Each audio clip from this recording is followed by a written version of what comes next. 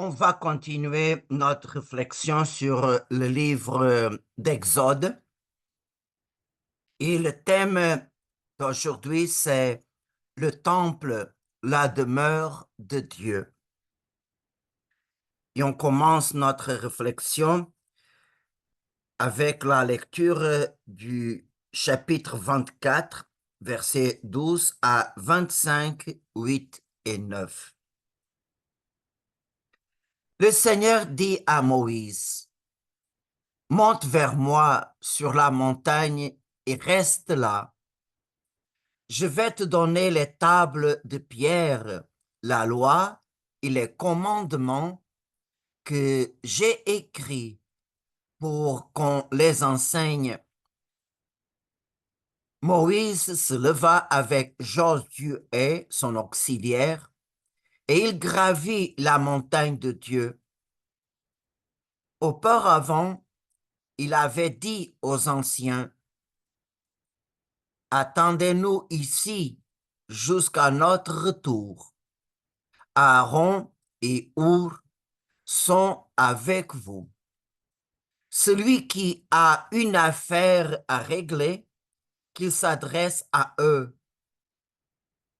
Moïse gravit donc la montagne et la nuée recouvrit la montagne.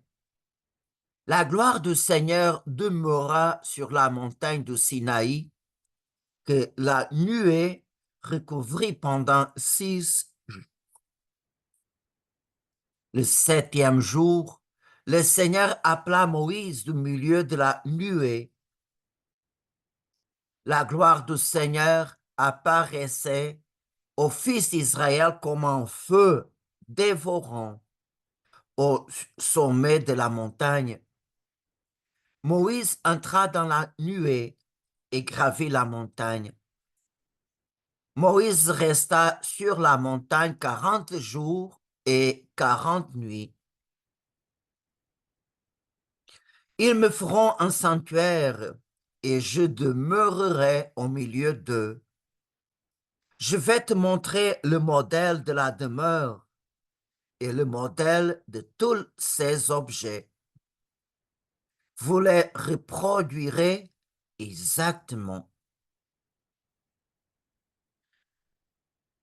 Dans toutes les religions de civilisation ancienne, le temple est le lieu sacré où la divinité se rend présente aux hommes pour recevoir leur culte et les faire participer à ses faveurs et à sa vie. Bien sûr, la demeure des divinités n'est pas dans ce monde, mais les temples matériels sont, d'une certaine manière, une image de cette demeure céleste. Et ces idées des peuples qui entourent Israël ont influencé les Juifs. Et dans l'Ancien Testament, on voit que à partir du moment que Salomon a fait le premier temple, il s'appelait la demeure de Dieu et là habitait son nom. Alors, on peut dire que pour le peuple israélien, euh, le temple, c'est un signe de la présence de Dieu au milieu de son peuple. Et cette idée de l'Ancien Testament sera remplacée dans le Nouveau Testament par un signe d'une autre nature. La véritable demeure de Dieu au milieu des hommes, c'est la nature humaine du Fils de Dieu incarné par le Fils de Dieu, vrai homme parmi les hommes, toute l'humanité rend au Père un vrai culte. Et aussi, il y a l'autre réalité qui est la demeure de Dieu parmi les hommes. C'est l'Église, corps du Christ. Et avec cette introduction, on va maintenant réfléchir un peu sur le temple, la demeure de Dieu parmi les hommes au long de l'histoire du salut, au long de l'Ancien Testament. Premièrement, dans l'époque des patriarches, il n'y avait pas de temple, mais seulement des lieux sacrés où l'on invoquait le nom de Yahvé. Genèse 12, nous avons le lieu en Bethel. Genèse 26, Beersheba. Et en Genèse 33, nous avons Sichem. Et marque une époque, l'alliance de Dieu avec son peuple au mont du Sinaï. Et sur l'ordre de Dieu, Moïse a construit une sorte de sanctuaire portatif où Dieu peut résider au milieu de son peuple et en même temps, c'est le bon Dieu, le conducteur du peuple à travers le désert. Et le Seigneur a ordonné à l'intérieur de ces sanctuaires portatifs plusieurs choses. Ce sanctuaire s'appelait la tente.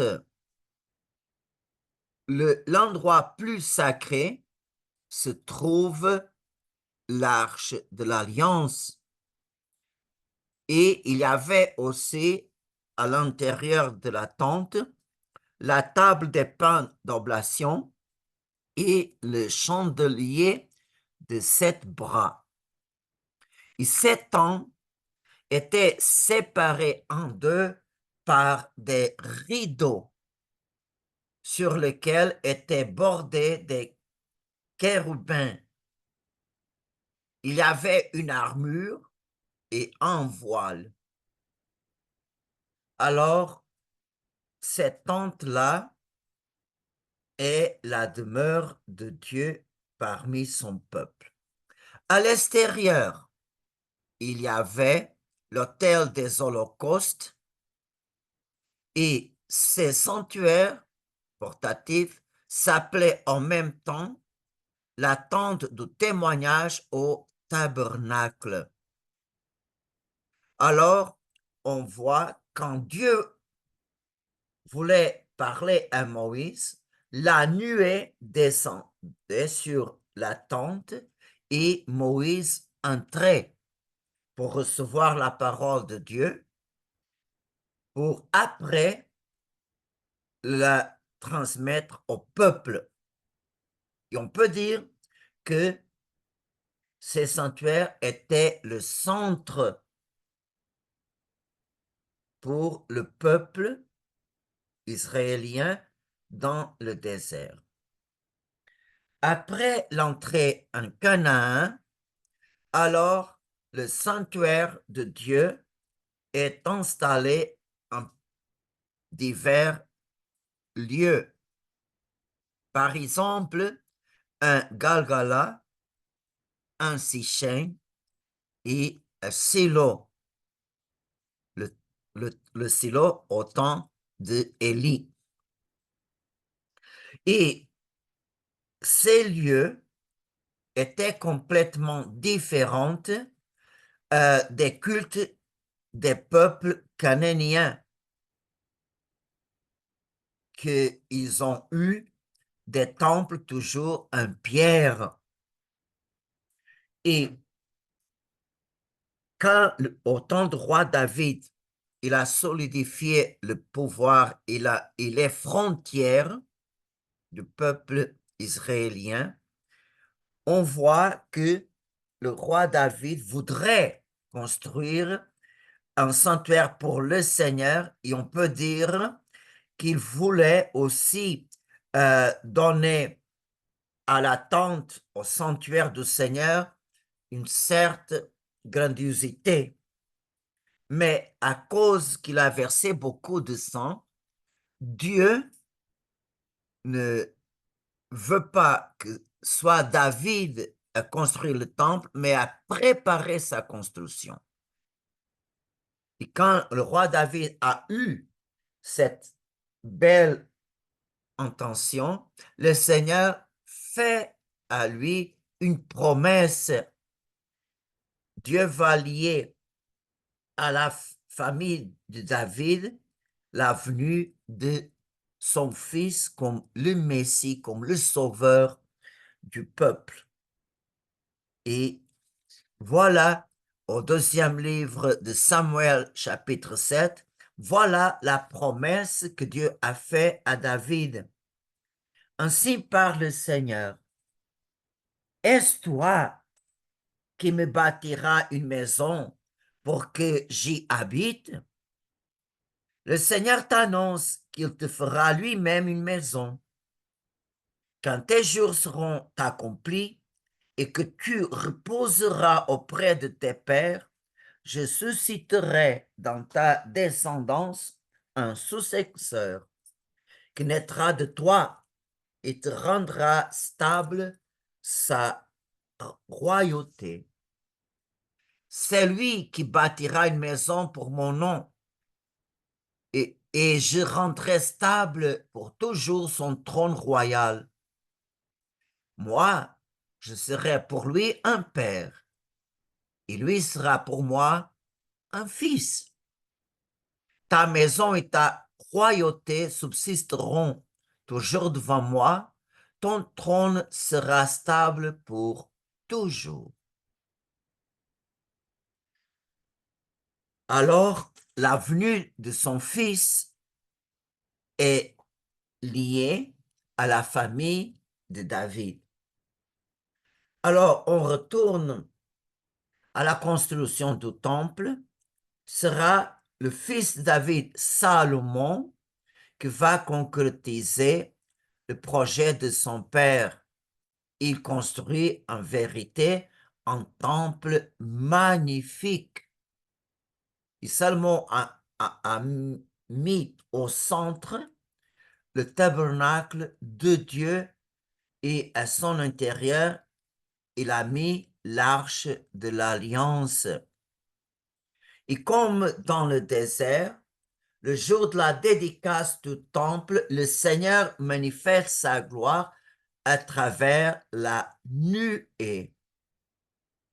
Quand vraiment la nuée est descendue sur le temple, tout le travail que se faisait au temple était obligé à arrêter. Pourquoi? Parce que Dieu a pris possession de cet endroit où son nom sera invoqué. Et très vite, ces temples de pierre commencent à se prêter à l'ambiguïté. Pourquoi? Parce que le peuple tombe dans une sorte de rituel, de cérémonie, de sacrifice, etc., mais complètement vide. Pourquoi? Parce que la vie du peuple est contraire à la loi que le Seigneur a donnée dans son alliance au Sinaï. Alors, le peuple amène une vie contraire aux commandements et aux préceptes de Dieu, mais continue au temple à offrir les prémices, à offrir des sacrifices d'holocauste, etc. Mais les pratiques religieuses ne correspondent pas à la vie. Et le temple est devenu comme un lieu de refuge magique parce que le peuple imaginait le temple est la maison de Dieu. Alors Dieu doit le protéger, le défendre comme un roi défend son palais. Et cette ambiguïté, les prophètes dénoncent, surtout les prophètes Isaïe, Jérémie et Ézéchiel. Et c'est pour ça qu'on augmente le péché du peuple, et le peuple est vraiment loin de Dieu. Il ne veut pas écouter les avis que Dieu donne par les prophètes. Alors, Dieu laisse que le roi de la Babylonie va complètement araser le temple. Et alors, on voit que le temple de Salomon est complètement en ruine. Mais en même temps que les prophètes annoncent le châtiment, ils annoncent aussi dans le futur, Dieu va restaurer Israël. Et c'est arrivé. On voit que le roi Cyr, il laisse les Juifs retourner à Jérusalem pour reconstruire le temple. Ils font ça, encouragés par les prophètes âgés et Zacharie. Et c'est pour ça que nous avons un deuxième temple qui est vraiment très loin de se ressembler au temple de Salomon. Mais ces deuxième temple reprendre, il est le centre du judaïsme, est un signe de la présence de Dieu parmi son peuple, et est aussi le centre des pèlerinages nationaux. Et nous avons plus tard le roi Antiochus, grec, qui va envahir Israël et lui, il profane avec le culte païen le temple de Jérusalem. Et on voit que la famille de Judas Maccabée défendent la fidélité à la loi et en même temps, ils commencent la guerre sainte et ils ont réussi la libération d'Israël. Ils ont vraiment détruit toutes les choses que les Grecs ont laissées au temple. Le temple vraiment est, on peut dire, purifié et nous avons de nouveau la dédicace du temple. Et quelques années après, alors pendant c'est très court, ce n'est pas une longue période de plusieurs siècles, non. Et nous avons à la fin l'invasion romaine qui prit le territoire d'Israël Et on voit que quelques dizaines d'années, le roi Hérode le Grand reconstruit un troisième temple, que c'est le temple du temps de Jésus-Christ.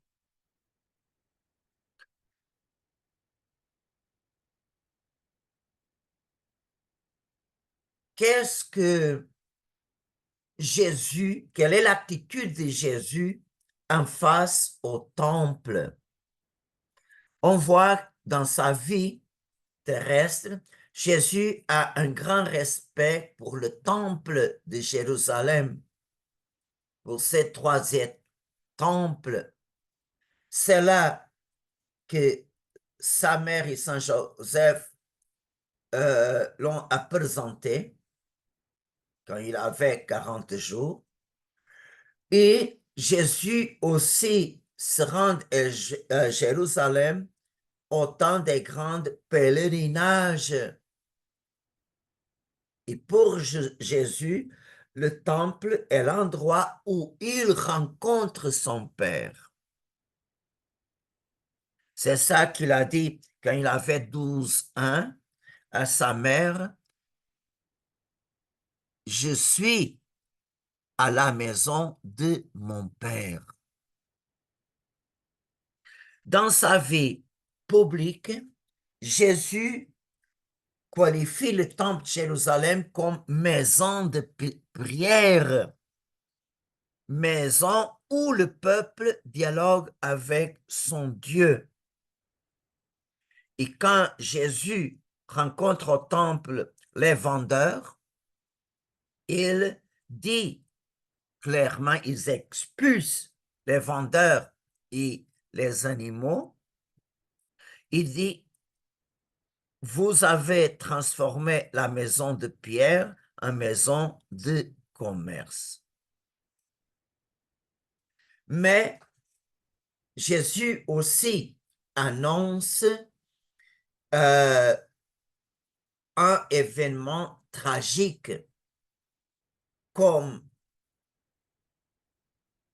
la destruction du temple. En Matthieu 24, Jésus dit à ses apôtres, vous voyez tout cela, n'est-ce pas? Amen. Je vous le dis. Il ne restera pas ici pierre sur pierre, tout sera détruit. Pourquoi? Parce que le peuple n'a pas reconnu le temps de grâce, la visite que Dieu fait à son peuple par son Fils. Et quand les Juifs demandent à Jésus un signe que prouve l'autorité qu'il a pour expulser les vendeurs, Jésus répond aux Juifs, détruisez ce sanctuaire, et en 3 jours, je le relèverai. Mais lui parlait du sanctuaire de son corps. Aussi, quand il se réveilla d'entre les morts, ses disciples se rappelèrent qu'il avait dit cela. Ils crurent à l'écriture et à la parole que Jésus avait dit. Alors, Jésus commence à transférer l'idée du temple, il transfère cette idée à son corps humain. Et regardez, cette liaison se confirme au moment de sa mort sur la croix. Qu'est-ce qui est arrivé? Le voile du temple se déchira en deux, du haut en bas. Quel voile?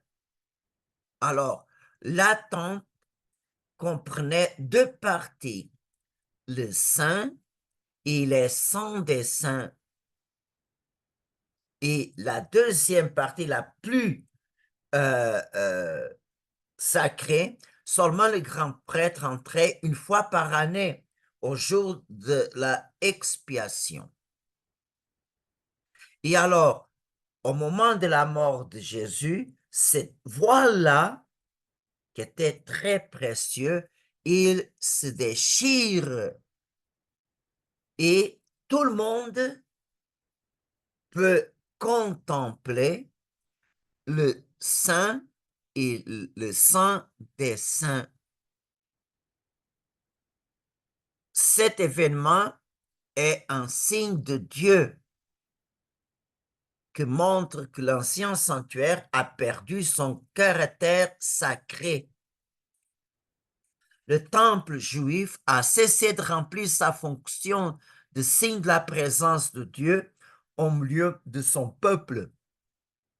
Désormais commence le temple de la communication plus intime de Dieu avec l'homme. Alors, depuis la mort et la résurrection du Fils de Dieu, après son mystère pascal, le point de rencontre entre Dieu et l'homme est toujours la humanité du Fils de Dieu, Jésus-Christ. C'est là que se trouve le temple nouveau et définitif qui n'est pas fait de main d'homme. Alors, le corps humain de Jésus-Christ ressuscité est toujours le signe de la présence, puissance de Dieu sur terre. Et comme son corps est glorieux, il est présent partout. Et dans tous les siècles, ou dans la célébration eucharistique, qui est le mémorial du sacrifice de la nouvelle alliance. Et on voit, si on commence à lire le livre des Actes des Apôtres, on voit que après la Pentecôte, les apôtres continuent à avoir une grande liaison avec le temple de Jérusalem. Par exemple, au chapitre 3, Saint Luc nous décrit que Pierre et Jean se rendent au temple pour prier. Et là, ils trouvent à la porte le homme qui souffre de la paralysie. Ils font ces miracles-là au nom de Jésus. Et on voit que à cause de ce miracle, Jean et Pierre rentrent dans le temple aussi comme la personne qui a été guérie, qu'il marchait, il louait Dieu en haute voix. Et tout le monde au temple reconnut que l'homme qui était malade maintenant est guéri. Et alors au temple, Pierre a profité pour annoncer que ça a été au nom de Jésus que cet homme était guéri. Alors on voit le temple de Jérusalem alors continue à être un endroit très important pour les chefs religieux d'Israël.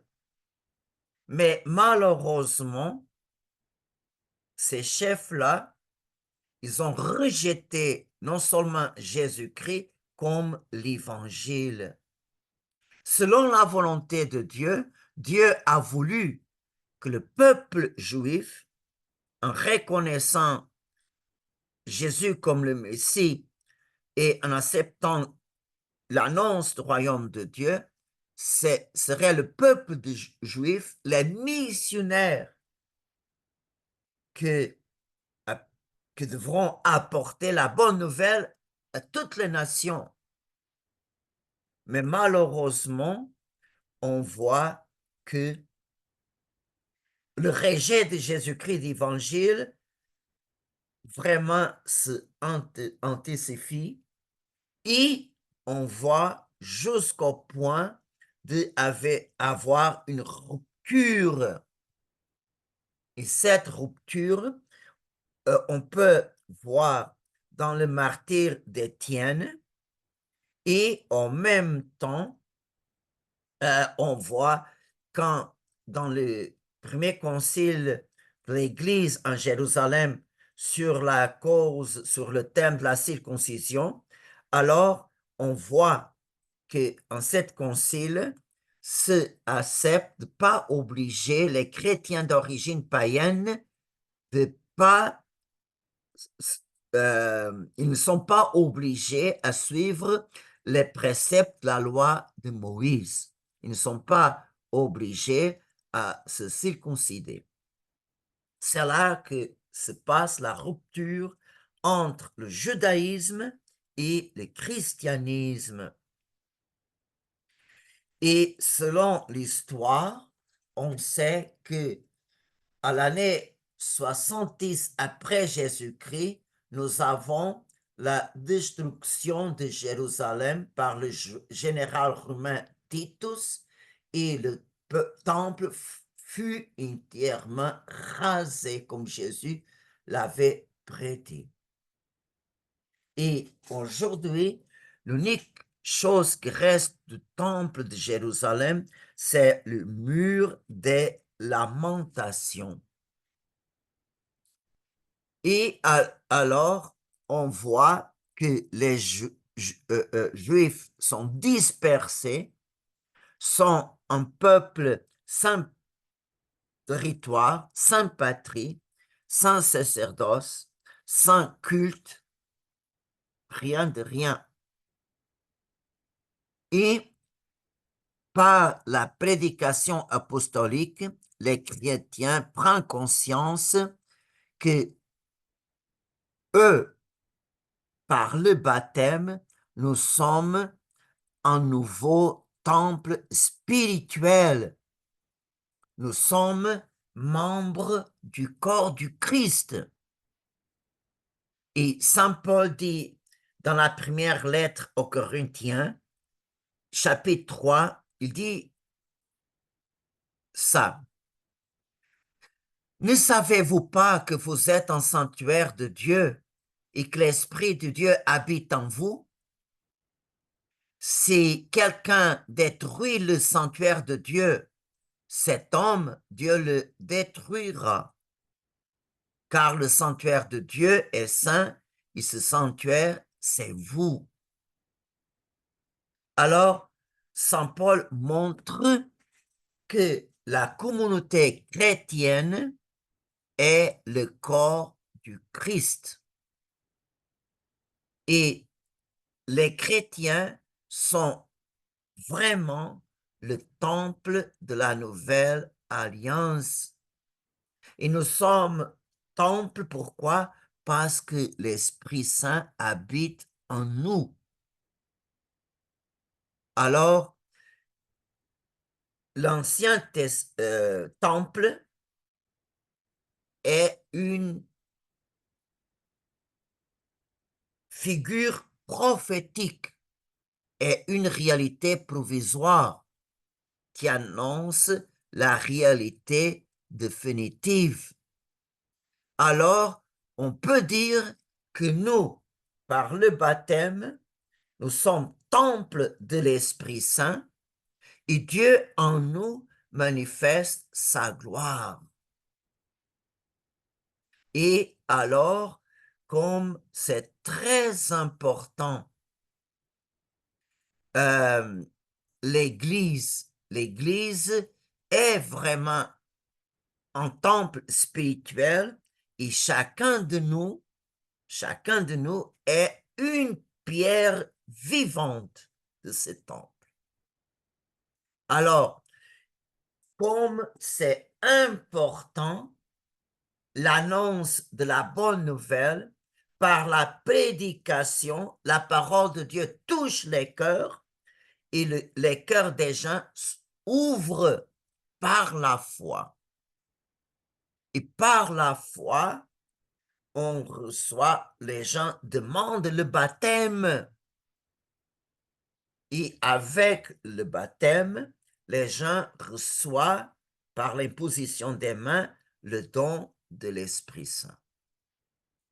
Alors, on voit comme c'est très important la prédication.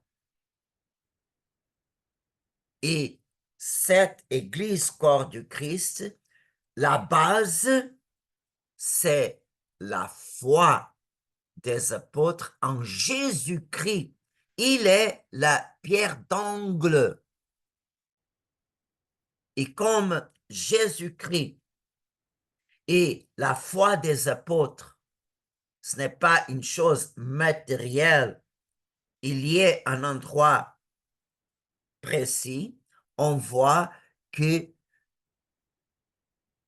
ces nouveaux temples résistent à toutes les épreuves. Et on voit que le corps du Christ, le corps mystique de Jésus-Christ, alors c'est Dieu même que le défend. C'est Dieu même que le rend indestructible jusqu'à la fin du monde. Alors, euh, je répète, la base de l'Église est Jésus, la pierre de base, la fondation, et les apôtres, ils ont eu une expérience de foi, une expérience de vie avec le Fils de Dieu incarné. Tout ce que le Seigneur a fait, tout ce que le Seigneur a dit, tout ce que le Seigneur les a expliqué sur le royaume de Dieu, c'est là que les apôtres annoncent.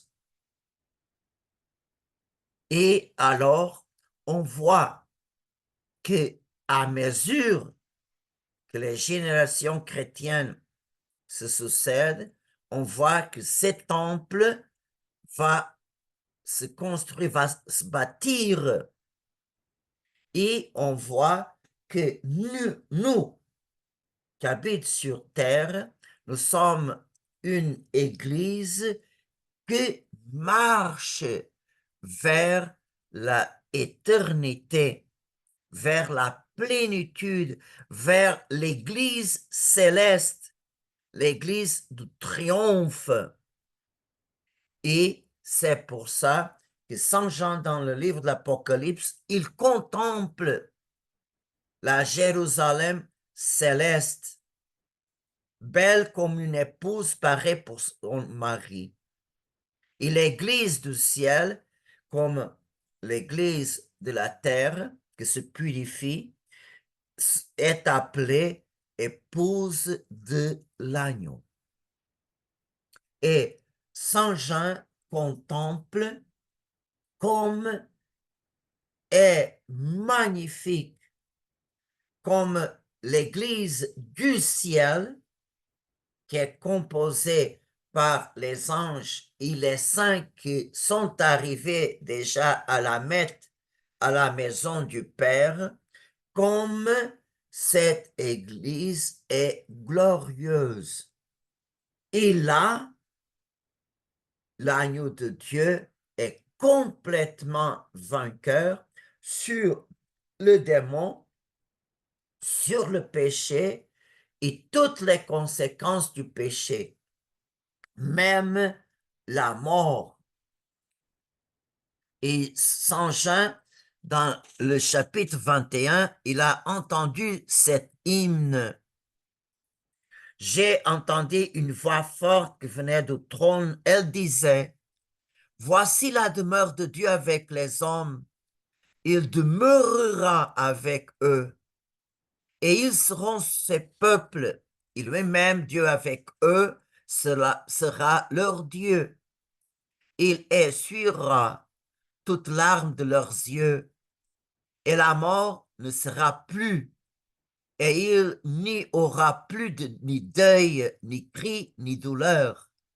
Ce qui était un premier s'en est allé.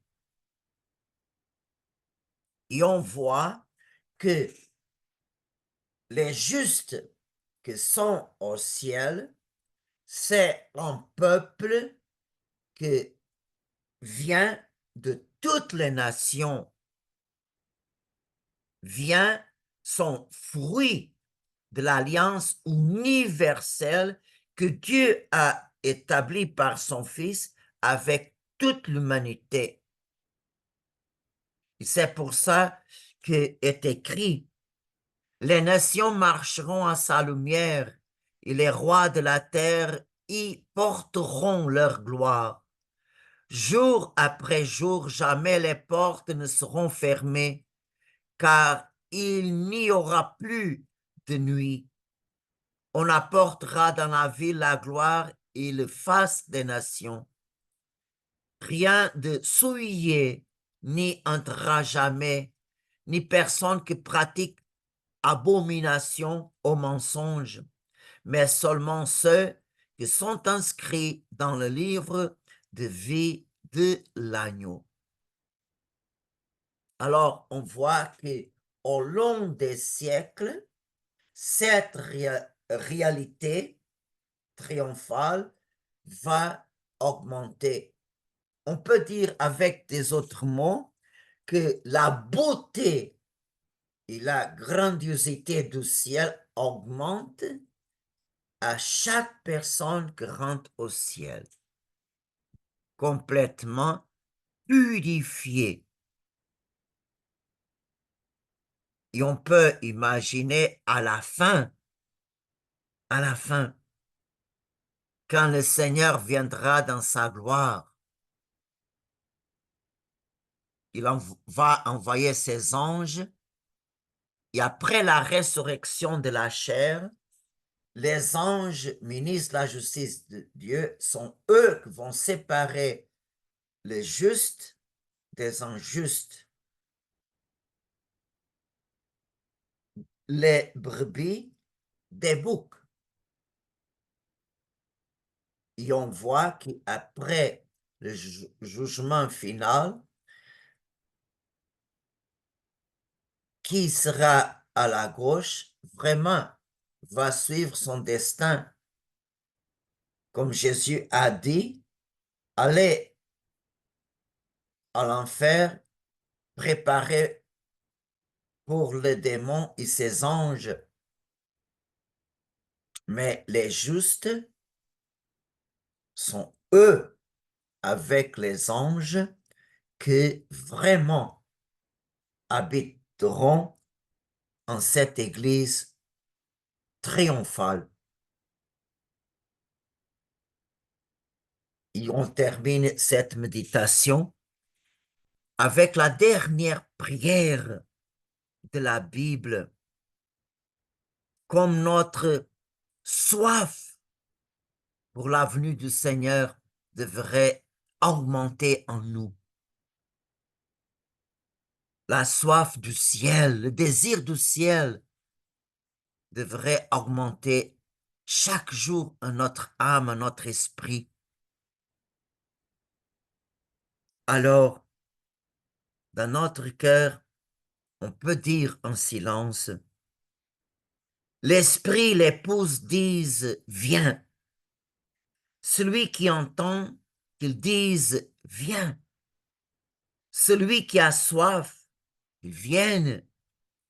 Celui qui le désire, qu'il reçoive l'eau de la vie gratuitement.